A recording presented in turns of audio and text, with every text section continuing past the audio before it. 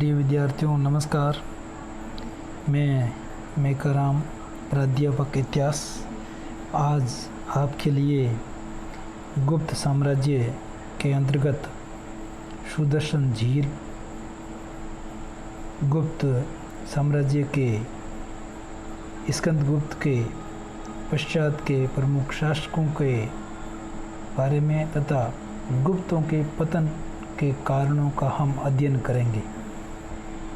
तो पहले टॉपिक है अपने पास सुदर्शन झील। सुदर्शन झील से जुड़ी हुई कुछ बातें मैं पहले आपके साथ शेयर करूंगा, उसके बाद हम टॉपिक पर आएंगे। याद रखना दोस्तों, सुदर्शन झील राजस्थान बोर्ड एग्ज़ाम के लिए भी बहुत ही महत्वपूर्ण है और प्रतियोगिता परीक्षा में भी कई बार इसके सवाल पूछे जाते हैं। सुदर्शन झील से 4 शासकों के नाम जुड़े हुए हैं, याद रखना। तो सुदर्शन झील से 4 शासकों के नाम जुड़े हुए हैं। पहला नाम है चंद्रगुप्त मौर्य, ध्यान रखना। कौन? चंद्रगुप्त मौर्य। दूसरा सम्राट अशोक, यानी 2 तो मौर्य वंश के ही हो गए, सम्राट अशोक। तीसरा रुद्रदमन, ये भी आप पढ़ चुके हो कई बार, क्योंकि रुद्रदमन का जूनागढ़ अभिलेख बहुत ही फेमस रहा। तो पहला शासक कौन था सुदर्शन झील से संबंधित? चंद्रगुप्त मौर्य। दूसरा सम्राट अशोक। तीसरा रुद्रदमन या रुद्रदामन। और चौथा स्कंदगुप्त। ठीक है दोस्तों, यानी अगर सुदर्शन झील से संबंधित कोई भी सवाल आता है तो आपके दिमाग में चारों शासकों के नाम बिल्कुल याद रहने चाहिए और सवाल क्या पूछा जाता है उसकी ओर ज़्यादा ध्यान देना है। ठीक है, तो साथ ही साथ मैं इसमें भी बताता रहूँगा। आप अध्ययन की ओर आगे बढ़ते हैं। आज अपने पास टॉपिक है, पहला टॉपिक सुदर्शन झील। तो सुदर्शन झील आपको पता ही है सौराष्ट्र प्रांत में है, ठीक है ना। तो रुद्रदामन के जूनागढ़ अभिलेख के अनुसार सबसे पहले चंद्रगुप्त मौर्य के सौराष्ट्र प्रांत के गवर्नर वैश्य पुष्यगुप्त द्वारा जन कल्याण हेतु सुदर्शन झील का निर्माण कराया। पहला बात यहाँ आ गया, सवाल बन गया पहला ही कि सुदर्शन झील का निर्माण किस शासक ने कराया? उत्तर चंद्रगुप्त मौर्य। अब सवाल बनता है सुदर्शन झील कहाँ पर स्थित है? सौराष्ट्र प्रांत में। सौराष्ट्र प्रांत के गवर्नर कौन थे? वैश्य पुष्यगुप्त। चलिए ठीक है दोस्तों, यानी चंद्रगुप्त मौर्य ने या चंद्रगुप्त मौर्य के दौरान सौराष्ट्र प्रांत का गवर्नर कौन था? वैश्य पुष्यगुप्त। और उन्होंने जन कल्याण हेतु सुदर्शन झील का निर्माण कराया। ठीक, फिर आपको पता ही इसमें सम्राट अशोक के समय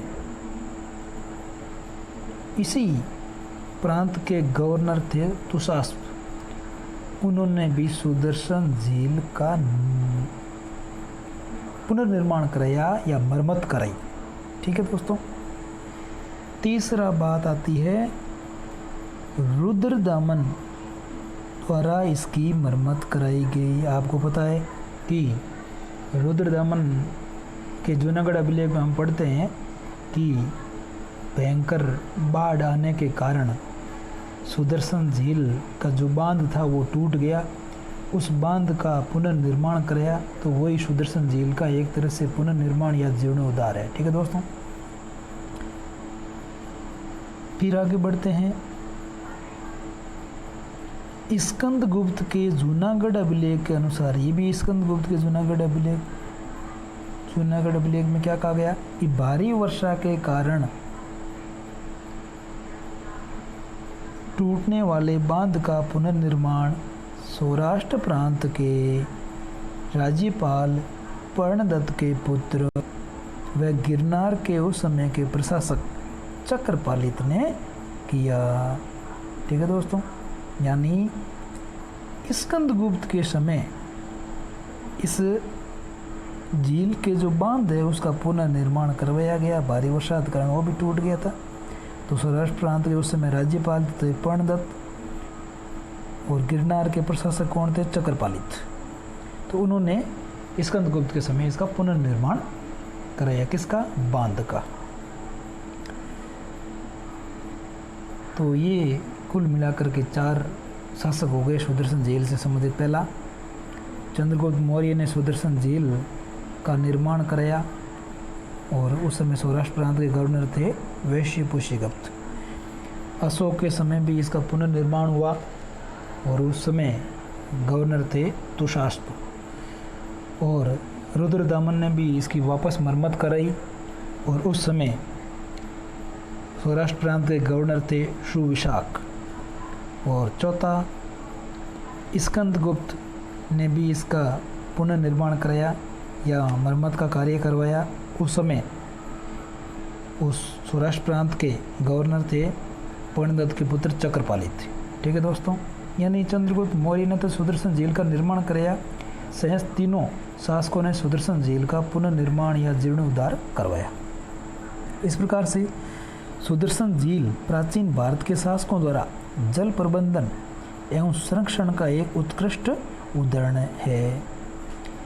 अब दूसरा टॉपिक है कि गुप्त वंश में स्कंदगुप्त के बाद में जो शासक आए वो बहुत ही कमज़ोर थे। उसके बारे में हम थोड़ा सा अध्ययन करेंगे, क्योंकि हमारे पाठ्यक्रम में इसका ज़्यादा अहम रोल नहीं है, इसीलिए हम इसके बारे में ज़्यादा चर्चा नहीं करेंगे।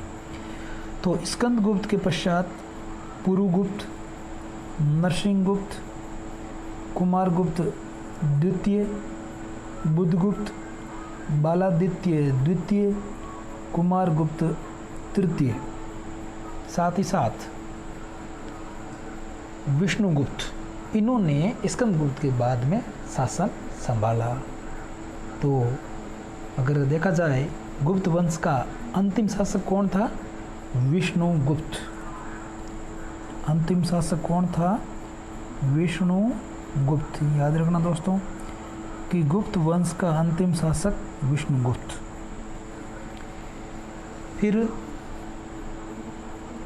इस बारे में हम अगर ज़्यादा अध्ययन करें तो हमें सुदर्शन झील, स्कंदगुप्त के पश्चात के शासकों के बारे में तो हमने बताया कि स्कंदगुप्त के बाद में कौन कौन आए? पुरुगुप्त, नरसिंहगुप्त, कुमारगुप्त द्वितीय, बुधगुप्त, बालादित्य द्वितीय, कुमारगुप्त तृतीय और विष्णुगुप्त। अंतिम शासक कौन था?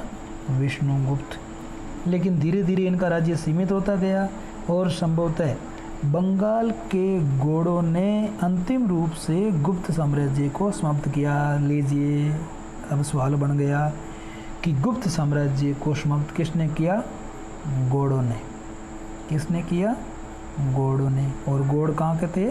बंगाल के। यानी गुप्त वंश का अंत किसने किया? गोड़ों ने, और वो भी बंगाल के। ठीक है दोस्तों, फिर आज का तीसरा टॉपिक है गुप्त साम्राज्य के पतन के कारण। गुप्त साम्राज्य के पतन के कारण, इसमें थोड़ी मैं चर्चा करूंगा, फिर अपन पाठ्यक्रम के अनुसार पढ़ेंगे। तो गुप्त साम्राज्य के पतन के कई कारण मिलते हैं हमें, जिसमें अगर पहला कारण देखा जाए तो पहला कारण है योग्य शासकों का अभाव। किसके बाद में? स्कंदगुप्त के बाद में कोई भी योग्य शासक, इतना योग्य शासक नहीं हुआ, तो योग्य शासकों का अभाव। दूसरा, गृह युद्ध, यानी गुप्त साम्राज्य में बार बार गृह युद्ध होते रहे।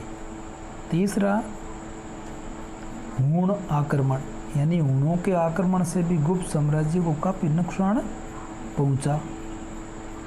फिर चौथा, विदेश नीति का परित्याग। चौथा, विदेश नीति का परित्याग। ठीक है दोस्तों। पांचवा, बौद्ध धर्म की ओर ज़्यादा झुकाव, बौद्ध धर्म की ओर ज़्यादा झुकाव। ठीक है दोस्तों। फिर छठा, सामंतों तथा प्रांतपतियों का स्वतंत्र होना, सामंतों तथा प्रांतपतियों का स्वतंत्र होना। यहाँ एक दोस्तों एक बात और बताऊंगा मैं आपको, प्रांतपतियों का स्वतंत्र होना कि मौर्य साम्राज्य के समय तो केंद्रीकरण राजनीति शुरू हुई और गुप्तों के समय विकेंद्रीकरण। गुप्तों के समय कौन सी राजनीति आरंभ हो गई?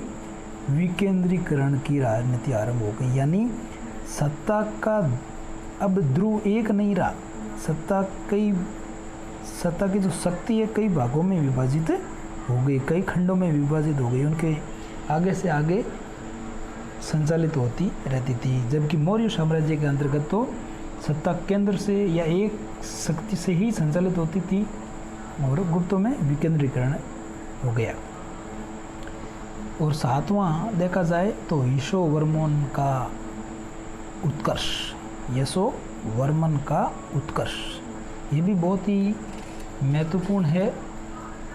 चलिए अब हम अध्ययन करते हैं अपने पाठ्यक्रम के अनुसार। तो गुप्तों के पतन का पहला मूल कारण मिलता है केंद्रीय शक्ति का दुर्बल होना। केंद्रीय शक्ति दुर्बल हो गई, यानी राजा खुद इतने कमज़ोर थे। स्कंदगुप्त के बाद में गुप्त सम्राट बहुत ही निर्बल थे, दुर्बल थे और शक्ति को केंद्रीकृत नहीं रख पाए और उनकी सत्ता विकेंद्रीकरण की ओर बढ़ गई। फिर डॉक्टर हेमचंद्र राय चौधरी ने गुप्त सम्राटों का बौद्ध धर्म की ओर झुकाव को भी उनके पतन का कारण माना। पहला कारण क्या था? केंद्रीय शक्ति का दुर्बल होना। दूसरा कारण गुप्त सम्राटों का बौद्ध धर्म की ओर झुकाव होना। फिर गुप्त सम्राटों ने सैनिक शक्ति और शांतिपूर्ण विदेश नीति का पालन नहीं किया। तीसरा कारण हो गया कि सैनिक शक्ति और शांतिपूर्ण विदेश नीति का पालन नहीं किया, जिसके कारण क्या हुआ? विदेशी शत्रु, शक्तिशाली सामंत और अधीन शासकों ने इसका लाभ उठाया। इस प्रकार से दोस्तों अपन ने आज पढ़ा सुदर्शन झील, स्कंदगुप्त के पश्चात के गुप्त शासक, अंतिम गुप्त शासक और गुप्तों के पतन के कारण। चलिए आज सवाल लिखिए। सवाल नंबर 1, सुदर्शन झील का निर्माण किस शासक ने करवाया? प्रश्न नंबर 1 सवाल वापस सुनिए। सुदर्शन झील का निर्माण किस शासक ने करवाया? प्रश्न नंबर 2, सुदर्शन झील का जीर्णोद्धार कौन से मौर्य शासक ने करवाया? सुदर्शन झील का जीर्णोद्धार कौन से मौर्य शासक ने करवाया? प्रश्न नंबर 3, सुदर्शन झील का पुनरुद्धार कौन से गुप्त शासक ने करवाया? वापस सुनिए सवाल। सुदर्शन झील का पुनरुद्धार कौन से गुप्त शासक ने करवाया? फिर नेक्स्ट, गुप्त वंश का अंतिम शासक कौन था? नेक्स्ट, गुप्त वंश का अंतिम शासक कौन था? ठीक है, आगे गुप्त साम्राज्य को समाप्त कौन सी शक्ति ने किया या किसने गुप्त साम्राज्य को समाप्त किया? नेक्स्ट, गुप्तों के पतन के कारण लिखिए। वापस सुनिए, गुप्तों के पतन के कारण लिखिए। धन्यवाद दोस्तों। आगे के वीडियो में मैं आपके सामने लेकर आऊँगा गुप्त कला, साहित्य एवं विज्ञान का विकास। बहुत ही महत्वपूर्ण टॉपिक है, हर कंपटीशन में परीक्षा में पूछा जाता है और राजस्थान बोर्ड में तो कई बार ये सवाल बड़ा सवाल भी बनता है। अति लघुतरात्मक में से भी आते हैं, लघुतरात्मक 1, 2 में से भी सवाल बनते हैं और निवेदात्मक भी बनते हैं। तो बहुत ही इंपॉर्टेंट टॉपिक लेकर हाजिर होऊंगा आपके सामने, गुप्त कला, साहित्य एवं विज्ञान का विकास। धन्यवाद दोस्तों।